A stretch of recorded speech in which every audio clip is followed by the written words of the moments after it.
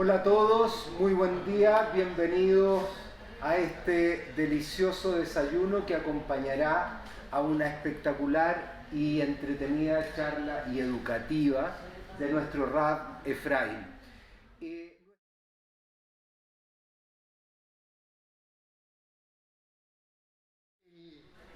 El calendario judío tiene esas cosas tan extrañas que el comienzo del mes, a veces hay meses que tienen 2 días de comienzo, o Rosh Hodesh, y hay otros que tienen un solo día.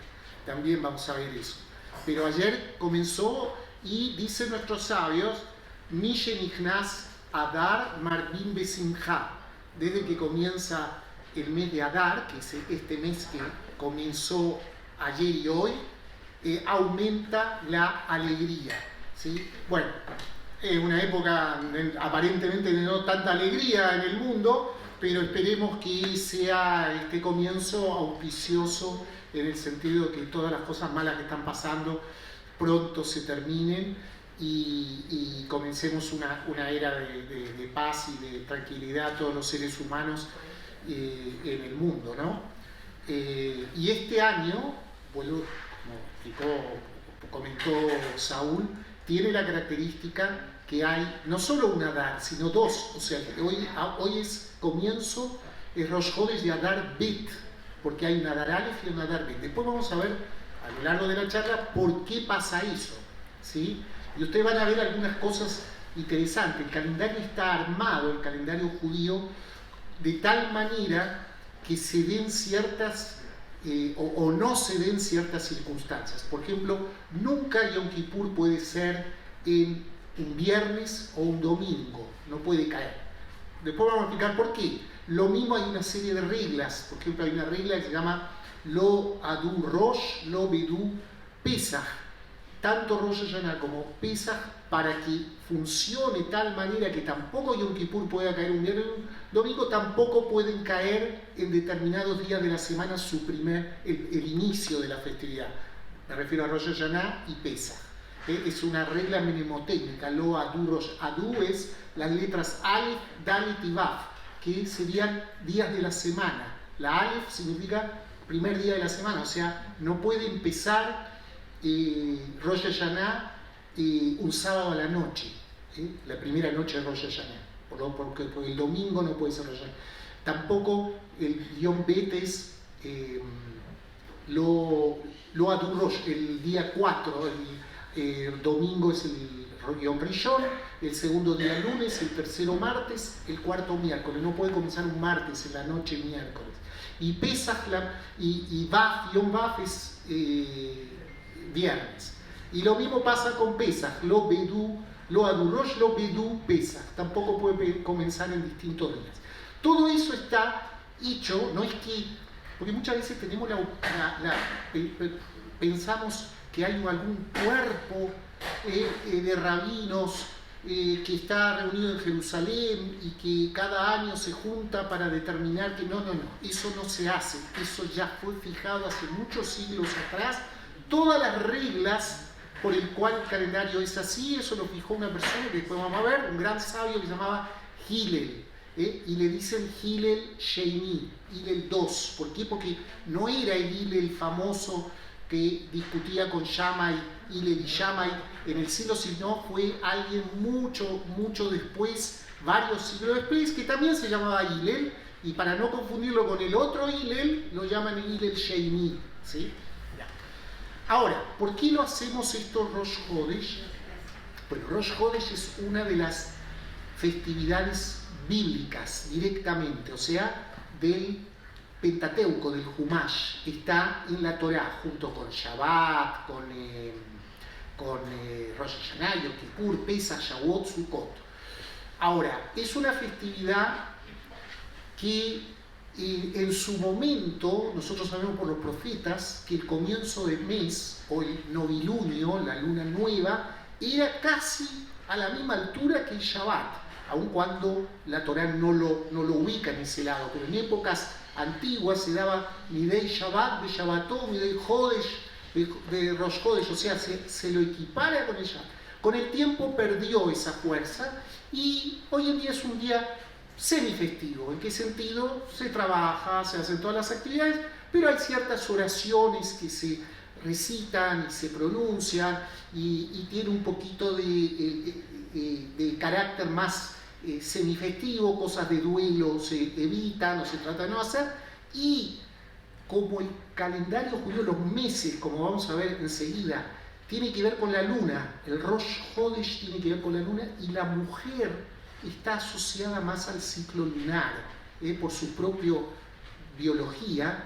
Entonces se dijo que Rosh Hodesh es un día, especialmente en la Edad Media se desarrolló la idea que Rosh Hodesh es un día especial para la mujer. Por eso ese día la mujer debería no realizar tareas que son tradicionalmente más pesadas. Se dice la mujer no tiene que lavar la ropa, no tiene que hacer tareas pesadas, es un día para ella. Entonces decidimos hacerlo en Rosh Hodesh, lo cual no quiere decir que los hombres no están invitados a participar de estas actividades, de estas charlas, pero dijimos vamos a hacerlo una vez al mes y en Rosh Hodesh. Los hombres pueden lavar la ropa después. Bueno, vamos a empezar con los secretos del calendario judío. Nosotros, el calendario judío es un calendario, ahí se ve, yo creo que mejor, es un calendario lunisolar, el judío.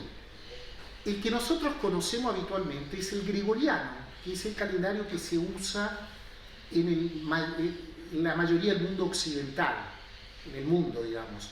El gregoriano es un calendario solar solamente. ¿Por qué se llama? Voy a hablar un poquito del calendario gregoriano, que es el que nosotros conocemos. ¿Por qué se llama gregoriano? Porque fue instituido por un papa que se llamaba Gregorio XIII, hacia el 1582. Desde entonces se mantiene ese calendario. Antes de eso, la verdad que los calendarios son súper importantes, porque los calendarios son los que manejan nuestra planificación de la vida. Entonces es súper importante. Y uno tiene la imagen de que siempre fue igual, y no fue igual. Y antes del calendario gregoriano, el calendario que existía en particular en el mundo más civilizado, había calendarios en distintos lugares, pero en el mundo, en Europa, es el romano o juliano, que a la vez vino a reemplazar un calendario romano antiguo, que estaba basado probablemente en un calendario egipcio, solar. Antes del calendario gregoriano, lo que existía era el calendario juliano. ¿Por qué se llamaba juliano? Porque lo instituyó Julio César en el año 46 antes de la era común. El famoso Julio César, el dictador romano, él instituyó ese calendario. El juliano reemplazó el antiguo calendario romano, que era muy distinto, era muy desordenado. Cada autoridad le agregaba un mes, le sacaba un mes, era muy manejado desde el punto de vista de la conveniencia política.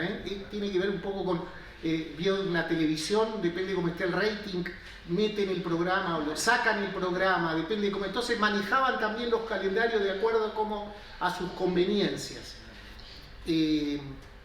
Entonces los nombres de los meses que nosotros tenemos todavía tienen ese origen.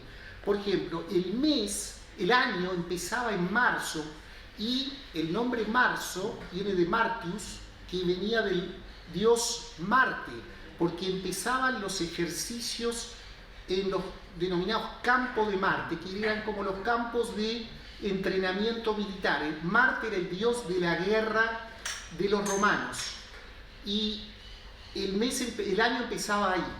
Por eso ese es el nombre hasta el día de hoy, marzo. Aprilus ya era la primavera, había empezado en marzo, pero en abril ya florecía todo, entonces mes de las flores viene ese nombre Aprilus. Maius, por la diosa de la abundancia Maya. Y después venían los meses, Juno también era un dios del hogar. Y después venían, como no tenían nombres, el quinto mes era quintilus y el sexto sextilus, ¿sí? O sea, que el quinto mes tenía nombre, el sexto mes, de ahí venía también September, por el séptimo mes, que todavía se mantiene hoy en día ese nombre. October, November, December vienen porque era el octavo desde, ¿entiendes? Desde el inicio, desde marzo. Entonces, por eso tienen esos nombres. Ahora, Julio César estableció que el año empezara en julio. El calendario que adoptaron era bastante parecido al que nosotros tenemos. El año empieza en enero, son 12 meses, los meses son alternativos de 30 a 31 días y establecieron también un día agregado que era en febrero.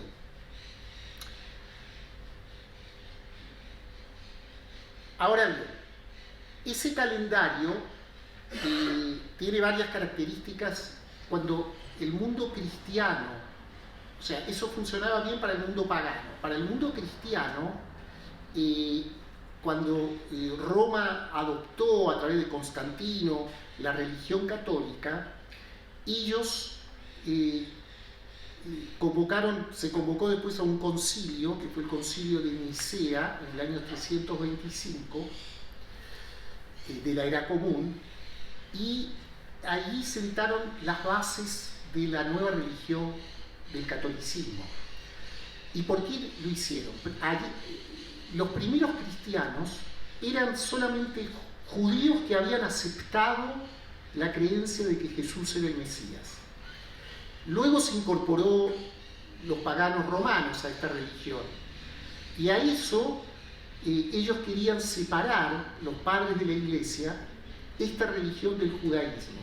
Y entonces en el concilio de Nicea se establecieron varias cosas. Primero, el sábado pasó al domingo, porque era el día de la resurrección de Jesús.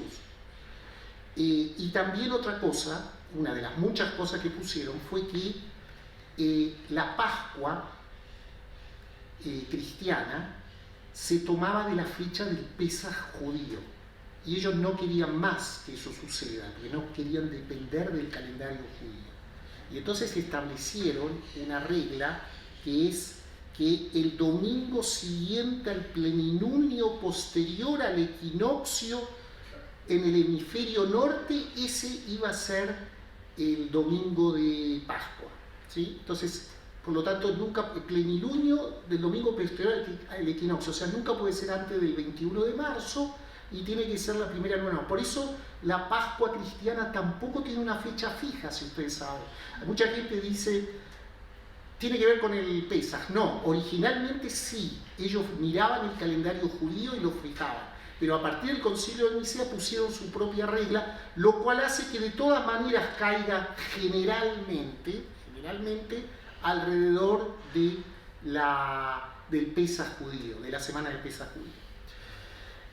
Ahora, el tiempo que tarda, como es un calendario solar, el tiempo que tarda la Tierra a dar una vuelta alrededor del Sol es 365 días, 5 horas, tantos minutos, tantos segundos. Entonces, eso hacía que por más que se agregara un día cada 4 años, que es el año bisiesto, el 29 de febrero, de todas maneras había una cantidad de minutos que se perdía. Y entonces eso hacía que se perdiera un día cada 128 años. Y entonces ellos se encontraron con que la Pascua cada vez se adelantaba más, la Pascua cristiana. Y entonces descubrieron que en algún momento la Pascua iba a ser en febrero, iba a ser en enero, no tenía nada que ver con la fecha en que debía ser. Y entonces, porque había un desfase. Y entonces el Papa Gregorio, ya antes de Gregorio, en el año 1515, se creó una comisión para arreglar el calendario gregoriano. No se decidió nada hasta que en 1578 se pidió a la Universidad de Salamanca, que era una universidad muy importante, que formara una comisión de sabios para proponer un cambio a el calendario que había hasta entonces. Entonces,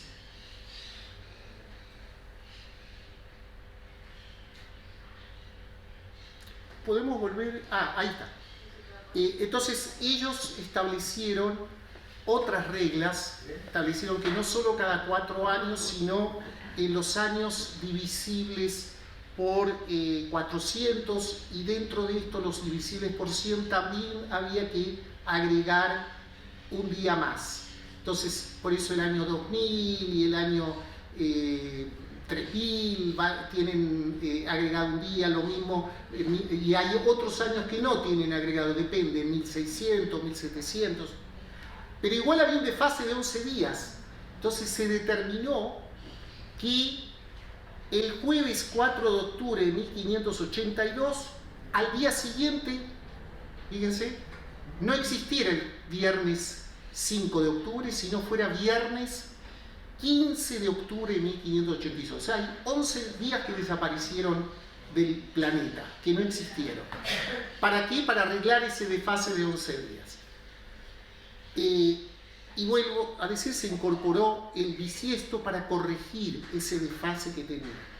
Ahora, el gregoriano se adoptó inmediatamente en los países influenciados por la Iglesia Católica, España, Italia, Francia, pero hubo países, Inglaterra, otros países que no lo tomaron todavía, demoró harto, hacia 1600, 1700, los demás países europeos lo fueron incorporando. Especialmente los países protestantes, que no dependían de la Iglesia Católica.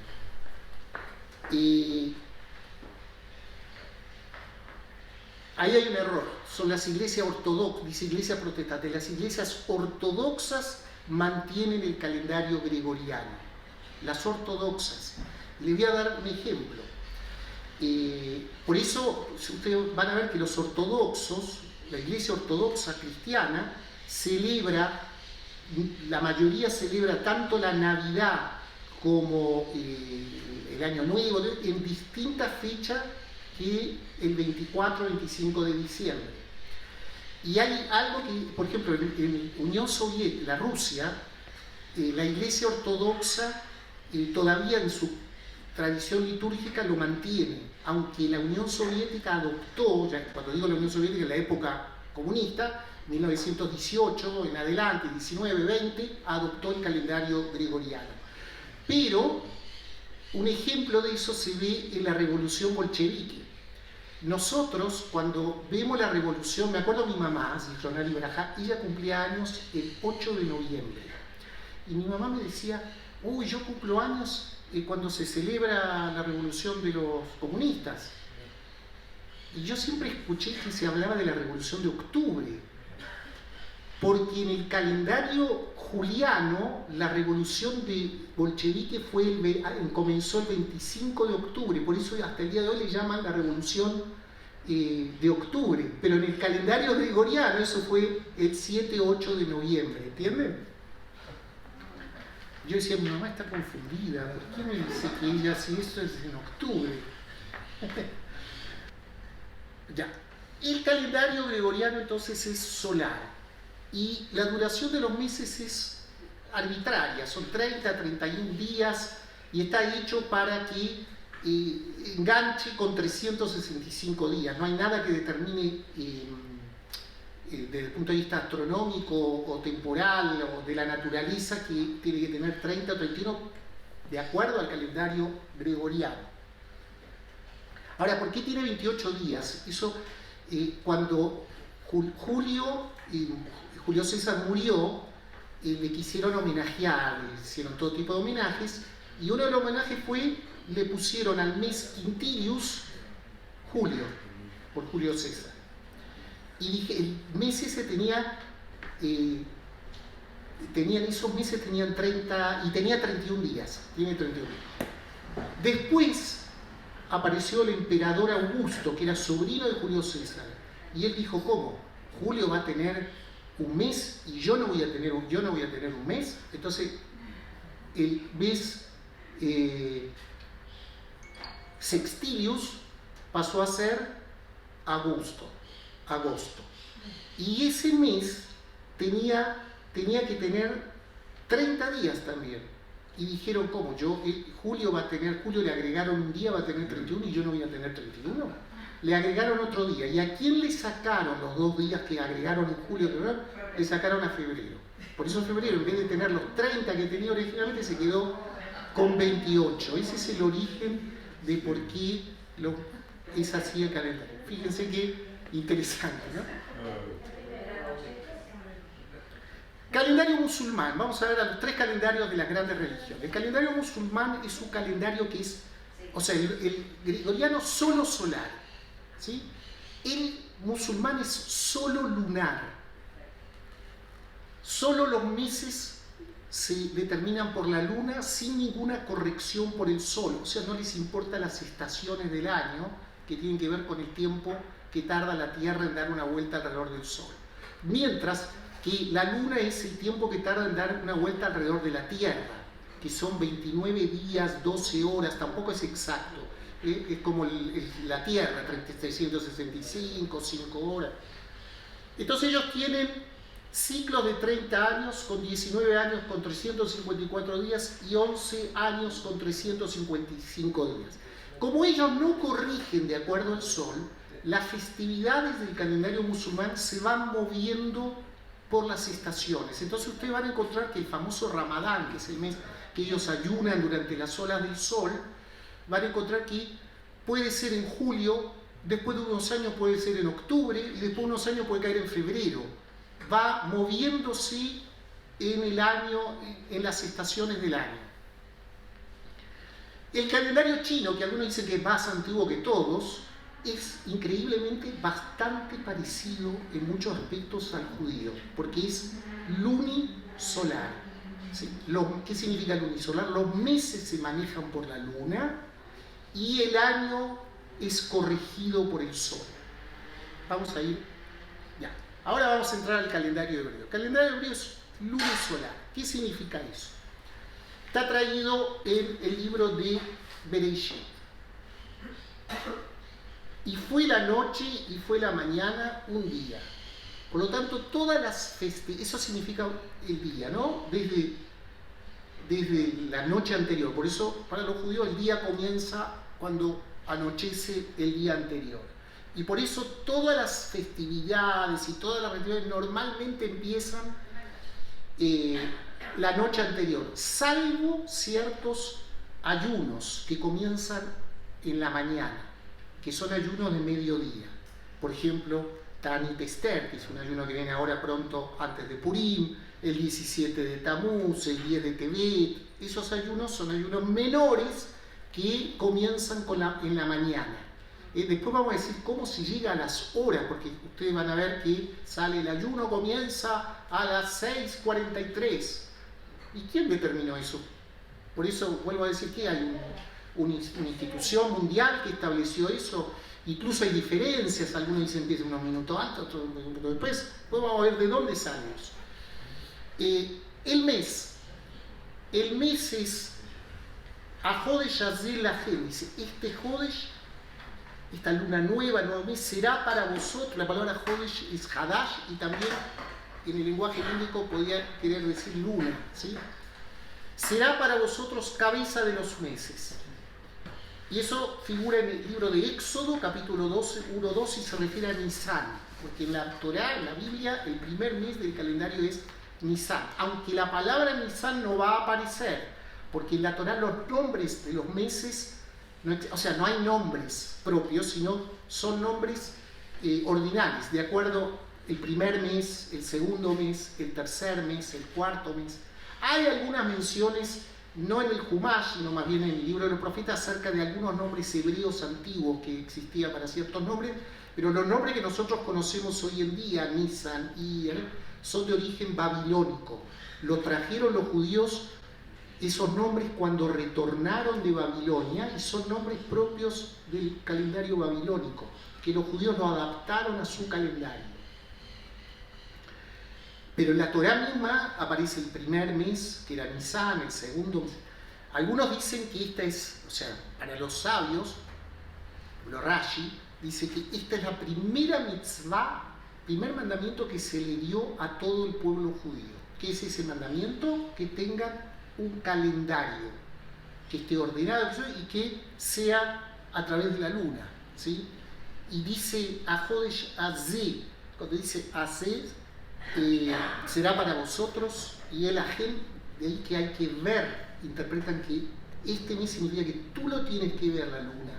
Por eso, originalmente, el nuevo mes tenía que ver con una observación visual, no con algo que nosotros hoy en día tenemos y que uno ve y sabe que Rosh Hodesh Adar es hoy, ayer y hoy, y el próximo mes sabemos cuándo va a ser Rosh Hodesh, y podemos saber cuándo va a ser Rosh Hodesh dentro de 20 años, en tal fecha, y las festividades y todo.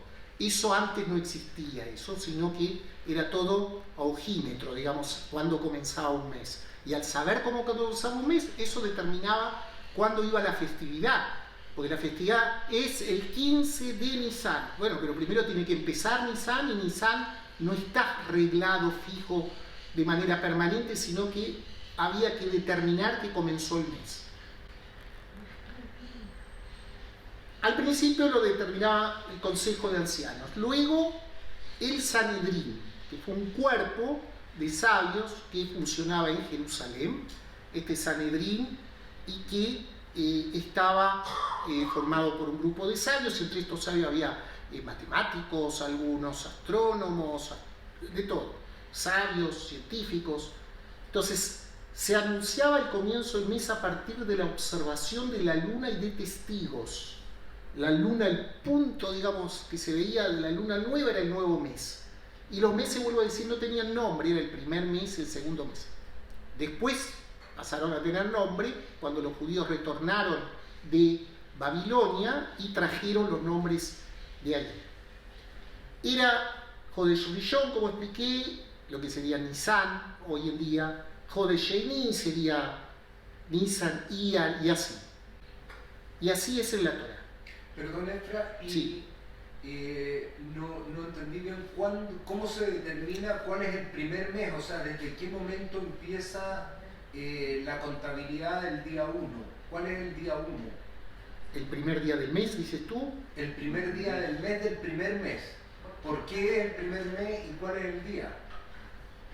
¿Rosh Hashanah? Se estableció que era... No. Rosh Hashanah era... Vamos ahí. La palabra Rosh Hashanah no aparece en la Torá. El día que hoy nosotros llamamos Rosh Hashanah es Yom Truah. Por lo tanto, en la Torá era el séptimo mes. El primer día, Yom Truah y el Ajem. Será el día de toque de shofar, no es Rosh Hashanah.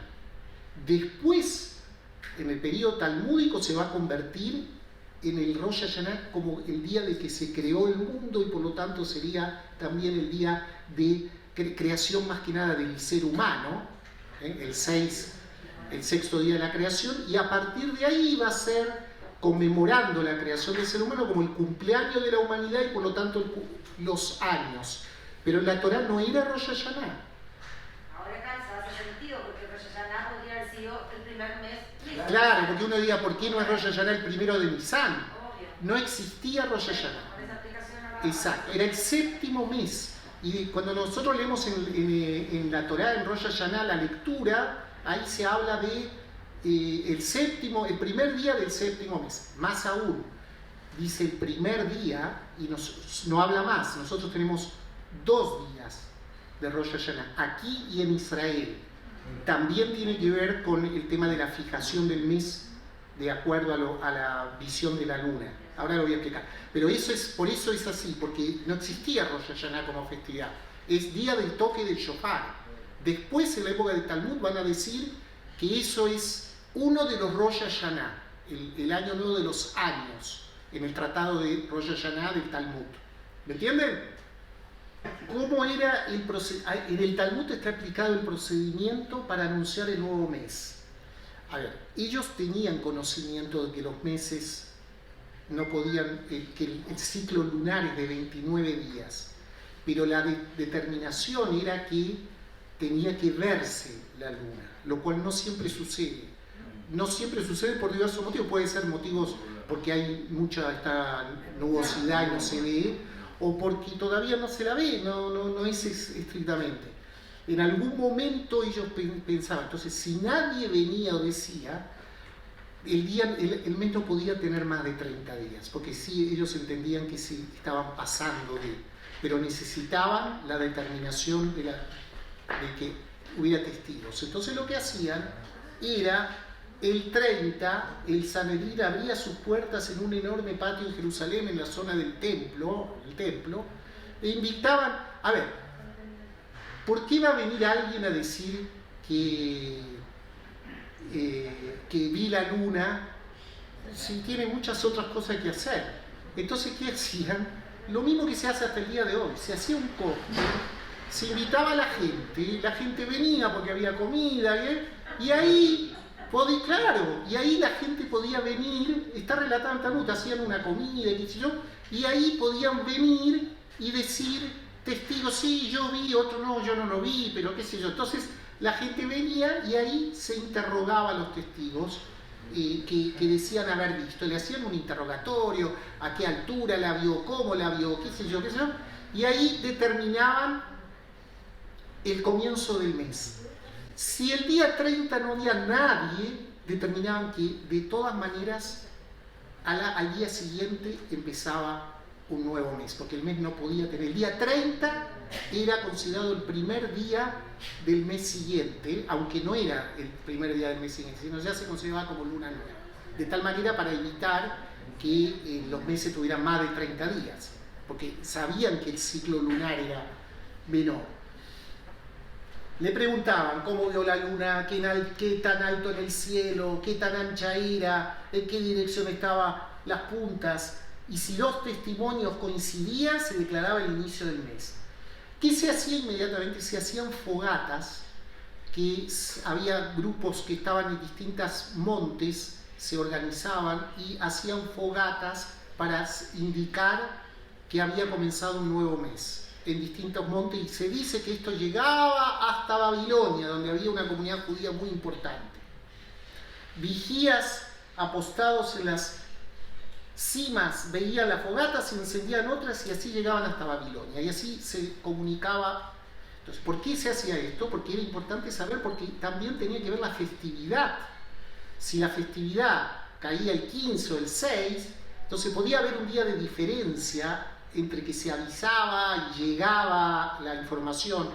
Por eso se estableció, y después empezaron a haber problemas, porque había gente, siempre había malulos, que hacían fogatas en días que no correspondían y la gente se confundía. Entonces, de ahí surge la disposición por el cual en la diáspora se agregó un día más a las festividades, lo que se llama Yom Tov Sheni Shel Galuyot, día agregado de las diásporas, para evitar que la gente perdiera algún día relacionado. Entonces era como una especie de multa, y eso se mantuvo. Y hoy en día, a pesar de que ya tenemos un calendario fijo y sabemos cuánto es, la mayoría del mundo judío todavía mantiene ese día agregado, aunque hay comunidades más liberales que lo han eliminado. Incluso los nombres de Babilonia, algunos pueden tener una connotación que sonaría pagana, ¿sí? Pero los judíos lo transformaron, en su origen probablemente tenía que ver con el calendario babilónico, que era pagano. Los judíos lo transformaron, bueno, nosotros decimos, lo transformaron lo monoteizaron, aunque también podemos decir que es una influencia del mundo babilónico sobre el judaísmo. A ver, ¿qué pasó cuando el Sanedrín estaba por desaparecer? Después del año 70, destrucción del templo. El Sanedrín siguió funcionando, porque se trasladó a otra ciudad.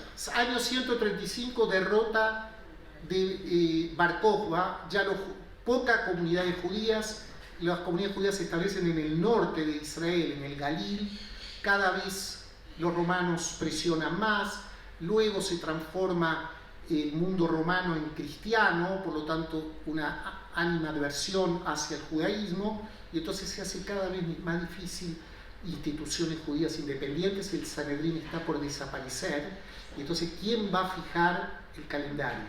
Entonces Hillel II, en el siglo IV de la era común, estamos hablando de 300 y tanto, año 300 y tanto. Algunos dicen que después de ver lo que pasó en el concilio de Nicea, que fue en el 325, Concilio Cristiano, donde vieron que va a haber problemas con el calendario judío. Los cristianos ya no necesitan el calendario judío para fijar su Pascua, y por lo tanto puede ser que prohíban definitivamente que los judíos anuncien su calendario. Entonces él, que era un matemático y un científico, estableció todas las reglas del calendario que nosotros conocemos hoy.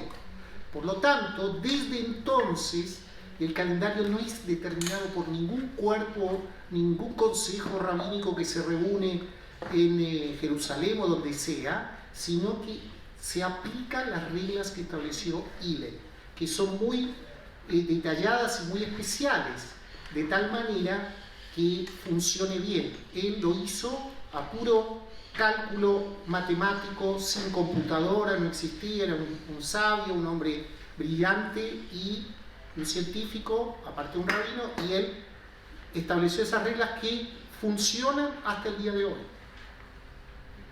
Por lo tanto, los meses son lunares, y como no puede... ¿Qué significa? La luna demora, dije, 29 días, 12 horas, unos minutos, unos segundos. No puede haber meses de 29 días y 12 horas. Entonces se estableció alternadamente. Hay un mes de 29 y un mes de 30. Un mes de 29 y un mes de 30. Como el día en la luna nueva empieza 29 días y medio, se estableció que los meses que tienen 30, ya en la parte del día 30 es nuevo, es parte de Rosh Chodesh y dura hasta el primer día del mes. Por eso hay días, cuando el mes tiene 30 días, el día 30 y el día primero se consideran Rosh Chodesh. Mientras que si el mes tiene solo 29 días, Rosh Chodesh es el primer día del mes siguiente. ¿Está? Todos los meses funcionan así, salvo 2 meses. Hay 2 meses que pueden tener 29 o pueden tener 30. Esos meses son Heshvan, o Mar Heshvan, como lo nombró Abelardo, y Kislev. ¿Y por qué esos meses pueden tener 29 o 30? Por eso el año judío puede tener 353, 354 o 355 días. Porque 29, 30 meses más 2 meses que pueden tener 30 los dos, o 29 los dos, o uno 29 y otro 30, hacen que el año judío pueda tener 353, 354, 355. Eso se llama, por eso el año que tiene 353 se llama año Haser, que le falta. Ragil es 354. Ragil es porque tiene todo 29, 30. Y Malí es un año que tiene 355. Ahora, ¿por qué esos meses son medio comodines? Perdón, ¿cuáles son esos meses? Heshvan y Kislev. Heshvan también es conocido como Mar Heshvan. Algunos dicen que Mar Heshvan es el nombre original del mes. Y hay otros que le agregan un midrash y dicen que se llama Mar porque viene de mares amargo. Y es un mes que no tiene ninguna festividad. Después de Tishrei, que está lleno de fiestas, Rosh Hashanah, Yom Kippur, Sukkot, Simchat Torah, Shmini Atzeret, viene Heshvan, que volvemos a la vida natural, pero es amargo porque no tiene fiesta, dicen algunos. Otros dicen, no, pero es un bueno, porque ya volvemos un poco a la rutina. ¿Y para descansar? Ah, claro. ¿Para descansar de las fiestas? Se supone que las fiestas son también para descansar.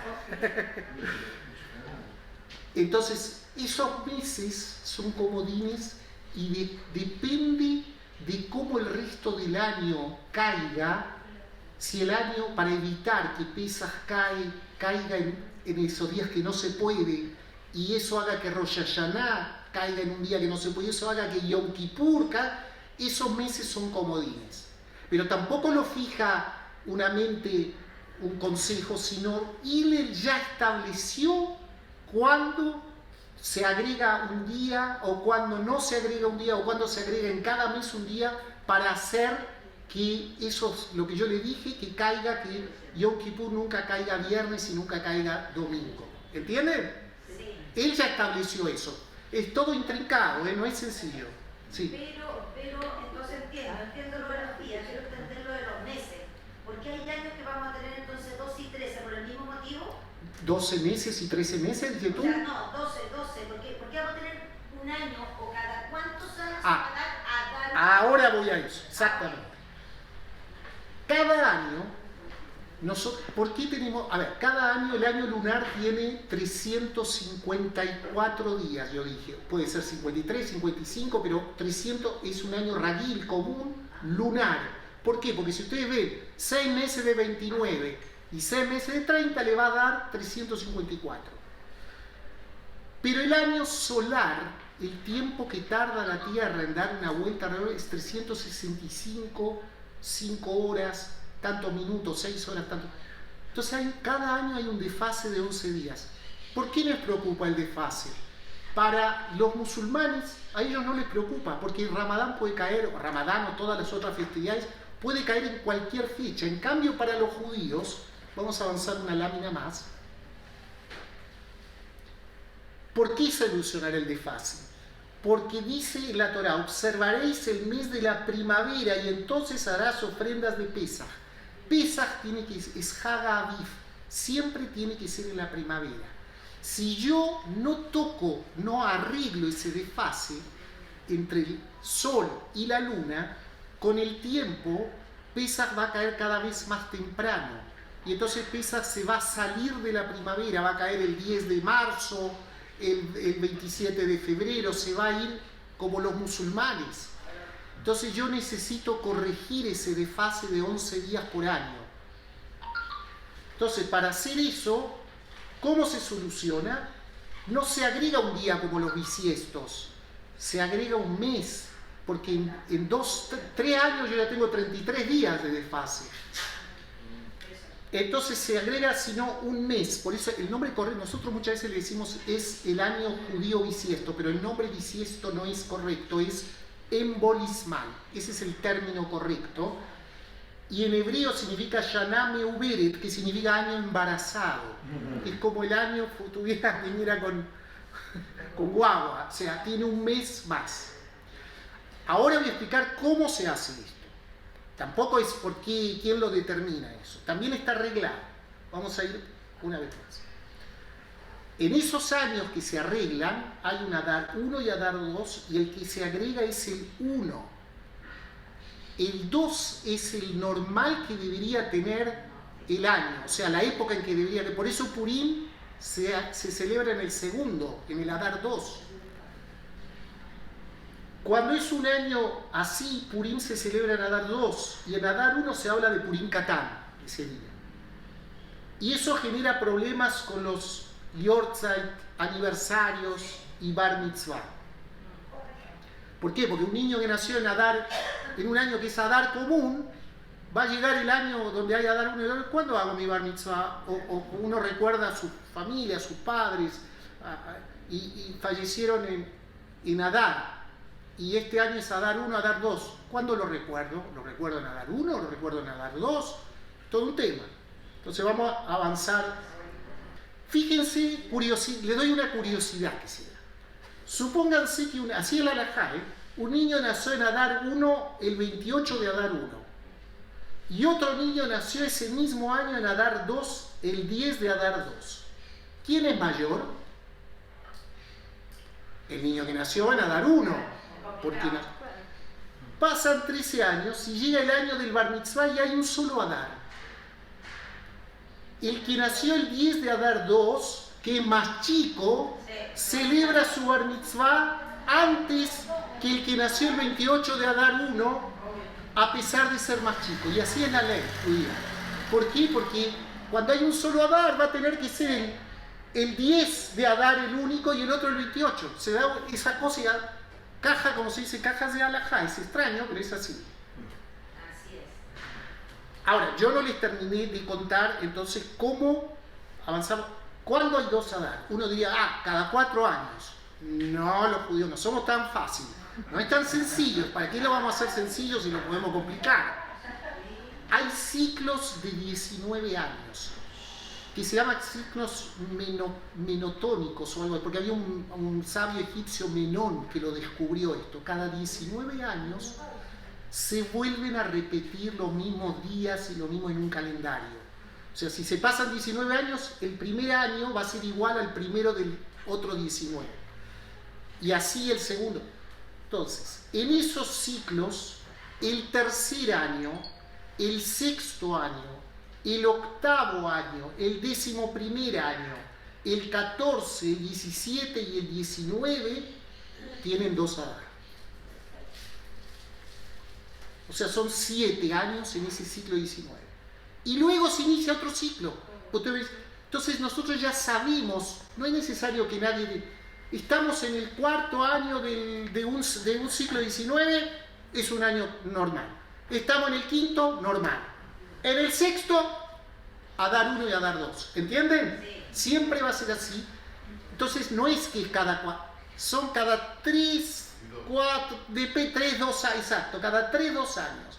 De tal manera de corregir ese desfase. Y entonces eso nos permite tener controlado que Pesaj se mantenga y la mayoría de las festividades en las mismas épocas. Por eso van a ver que Pesaj va a ser siempre en la primavera del hemisferio norte y Rosh Hashanah pues. Ahora, nosotros nos damos cuenta, el que no sigue, entonces cuando pregunta ¿cuándo es Rosh Hashanah este año? Y le dicen el 30 de septiembre. Cuando le dicen el 30 de septiembre, lo más probable es que ese año sea un año con 2 Adar. ¿Por qué? Porque se corrió. Cambio, si después al año siguiente va a ser el 20 de septiembre, señal que es un año normal. Y el otro año es el 5 de septiembre, sigue siendo normal. Porque no se corrigió, porque se fue adelantando. Pero generalmente llega al 5 de septiembre, el año pasado, y ahí entra, seguramente al año siguiente entra un año con 2 Adar y de vuelta se vuelve a correr. Así funciona el calendario judío. Bueno, ahí está, los nombres de los meses cambiaron. Cuando volvieron de Babilonia trajeron nombres acadios o babilonios antiguos, que tienen un cierto parecido al arameo. Tishrei, Heshvan, Shvat, porque los Shvat viene de Shabbatu, que es lluvia con fuerza. Uno dice que viene de Shabbat, que era un dios también babilonio. Bueno, avanzamos un poquito más. Bueno, ahora quiero hablar un poco de algunas cosas que no son estrictamente calendario, pero tienen que ver. Por ejemplo, la hora. La hora de 60 minutos, esas son por convención. O sea, no es que la hora tiene que tener 60 minutos porque hay algo en el universo. Hay cosas, por ejemplo, el sol se pone, el sol sale, eso es un fenómeno de la naturaleza. Pero ni la semana, ni la hora está establecido por la naturaleza. Sí, la Torá nos dice que fue la noche y fue el día, todo un día, y fue la mañana todo un día, pero no tenemos eso. Entonces, la hora judía es distinta, o la hora alágica es distinta a la hora convencional de 60 minutos y de 60 segundos en minutos, sino que, por ejemplo... Por eso los judíos siempre llegan más tarde. Claro.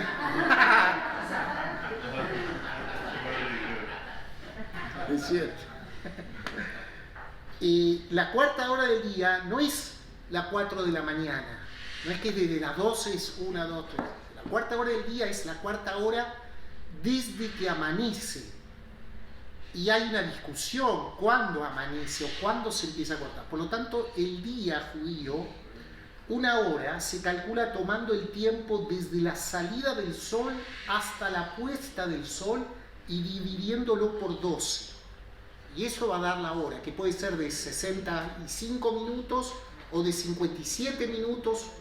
¿Entienden? Sí. Son todo desde que incluso hay discusiones si es desde la salida del sol o según otra postura desde el amanecer. ¿Qué es el amanecer? Desde que hay claridad antes que salió el sol, ya es claro. Y hoy en día hay consenso en cuanto a cuándo se considera que sale el sol o despunta el sol. Y lo mismo cuando se pone, en general el consenso. Ellos también tenían cálculos, era algo que era observable. Ahora, la claridad es más difícil determinar cuándo empezó a aclarar. Entonces, el tema de dividir la hora, dividir entre la salida del sol y la puesta, y entre la claridad, sobre eso hay divergencias. ¿Cuándo es el amanecer? cuando se considera, por eso en el judaísmo hay leyes, se dice el Shema Israel se puede decir hasta la tercera hora y la tefilá, que sería la amidá, hasta la cuarta hora. Y hay algunos que consideran tomar desde la que sale el sol hasta que se pone, otros desde el amanecer hasta que... Por eso van a encontrar ustedes que hay tablas que se llaman de Zmanim. Zmanim es horarios alágicos. Y esos horarios alágicos, es decir, según el Maguen Abraham. El Maguen Abraham era un sabio que para él era desde que es más estricto, ¿no? Entonces es desde que el amanecer hasta la puesta del sol. Mientras que según el Gaón de Vilna, o según el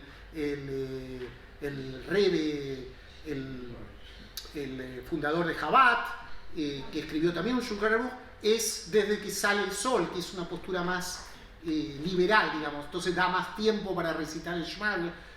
Van a ver esas diferencias. ¿Lo introduzco? Sí. Mira, tantas cosas que he escuchado que quiero verlos aquí. Uno puede decir la Shema cuando se puede ver las manos. Bueno, eso es, hay quien dice que el amanecer es Mishe Yakir. ¿Qué es Mishe Yakir? Desde que uno puede, con una luz no artificial, determinar la diferencia entre entre los hilos del talit, entre el tjelet, que era el hilo azul, y el hilo blanco. Entonces, o puede reconocer a alguien, hay otros que dicen a una distancia la cara, a una distancia de por lo menos 4 codos, ¿sí? Eso se llama Mishe Yakir, desde que tú reconoces, tienes la visión. Eso ya se llama, a partir de esa hora tú puedes ponerte talit y puedes ponerte tefilín, porque se supone que en la noche uno ya no se pone talit y tefilín para cumplir la mitzvah. Esa es la hora más temprana para cumplir ciertas mitzvot. La Mishnah y el Talmud comienzan con ese tema. Sí. Ese es el comienzo, justamente es tan importante que la Mishnah y el Talmud comienzan con el Mimatá, esa es la idea de poder marcar los tiempos, que era lo que nos explicaba el Rab. Así es, para saber a qué hora se podía decir en la noche o hasta qué hora el Shema Israel, desde qué hora hasta qué hora. Y eso es lo que discuten. No había relojes como nosotros conocemos hoy día. Ahí está. ¿Desde qué hora puedo ponerme talito tefilín? Esto es importante para cierta discusión. ¿Hasta qué hora se puede recitar el Shema? Hablará de ella al acostarte y al levantarte. ¿Por qué eso está fijado? Porque la Torah dice, hablarás estas cosas, el Shema, al acostarte y al levantarte. Entonces, ¿qué es levantarte y qué es acostarte? Eso en el fondo lo que discute el Talmud. Lo que dijo el Rav Dani. ¿Se fue el Rav Dani? Que dijo, empiezan discutiendo qué es acostarse. ¿Hasta qué hora se dice acostarse? Hay gente que se acosta a las 7 de la tarde, gente que se acosta a las 12 de la noche. Entonces, ¿qué es acostarse? ¿O por qué era acostarse en aquellos tiempos, por lo menos? ¿Y qué es levantarse? ¿Hasta qué hora se puede rezar la amidad de Shaharit? ¿Hasta qué hora se puede comer hametz antes de Pesach? Hay una hora última, o hay una hora para eliminar el hametz, hay una hora hasta que ya no se puede comer, y hay una hora hasta que no se puede tener. ¿Cuándo empieza Shabbat? ¿Cuándo encender las velas? ¿Cuándo termina Shabbat? Todo eso está fijado por estas características del calendario. Y hay términos hebreos para distinguir estos momentos del día, que se conocen como zemanim, horarios. Alota Shahar es el alba, el amanecer. Mishe Yakir, de que se reconoce para Talit, Tefilín. Netzach Hamá, salida del sol. Shekiah, puesta del sol. Zeta Kohabim, salida de las estrellas. Todos esos son términos que se usan y que alguna vez ustedes pueden de repente escuchar y decir, ¿qué está diciendo este tipo? Esos son términos halágicos referidos a... Bueno, la próxima clase no va a ser ni matemática ni nada, ¿hay vida después de la muerte? Así que no se hagan problema porque no va a haber números, ni cuentas, ni nada. Va a ser tranquilo. Bueno, tranquilo, sí. Pero vamos a ver lo que nos pasa después de que terminamos nuestra vida en este mundo. Está fijado para el 1 de abril a las 11, así que agéndenselo y díganle a todos los amigos, amigas que quieran venir. Excelente